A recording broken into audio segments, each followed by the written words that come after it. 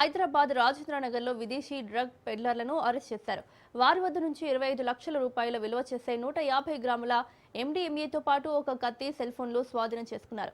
ప్రధాన నిందితుడు యమన్ దేశానికి చెందిన అకర్ అబ్దురహు 2008లో టూరిస్ట్ వీసాతో ఇండియాకు వచ్చాడు. తర్వాత బంజారా హిల్స్ లో జూమ్ టెక్నాలజీలో టెక్నికల్ ట్రైనింగ్ తీసుకున్నాడు. ఢిల్లీలోని ఒక డ్రగ్ సరఫరాదారుతో పరిచయం ఏర్పడి డ్రగ్ కార్యకలాపాల్లో పాల్గొన్నాడు. తరచూ ఎన్డీపీఎస్ కేసులో అరెస్ట్ అయ్యాడు. కాగా అతనిపై గతంలో కూడా పలు ఎన్డీపీఎస్ కేసులు నమోదయ్యాయి.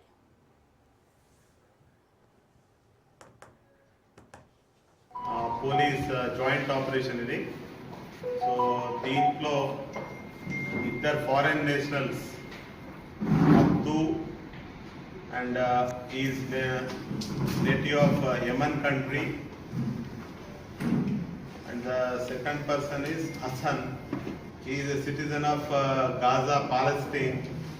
వీళ్ళిద్దరు కూడా భారతదేశానికి స్టడీ వీసా పై రావడం, అదేవిధంగా వీళ్ళు ఇక్కడే ఉండిపోయి డ్రగ్స్కి అలవాటు పడి దాని తర్వాత డ్రగ్స్ పెడ్లర్స్గా వీళ్ళు మారి వీళ్ళు హైదరాబాద్కి ఈ 150 గ్రామ్స్ ఆఫ్ ఎండిఎంఏ డ్రగ్ని తీసుకొచ్చి ఇక్కడ హైదరాబాద్లో వీళ్ళు సబ్ ఏజెంట్స్ని పెట్టుకోవాలనే ఒక ట్రై చేస్తూ ఉంటే మా హెచ్ న్యూ టీమ్ అండ్ మా లోకల్ పోలీస్ కలిసి వీళ్ళని అరెస్ట్ చేయడం జరిగింది.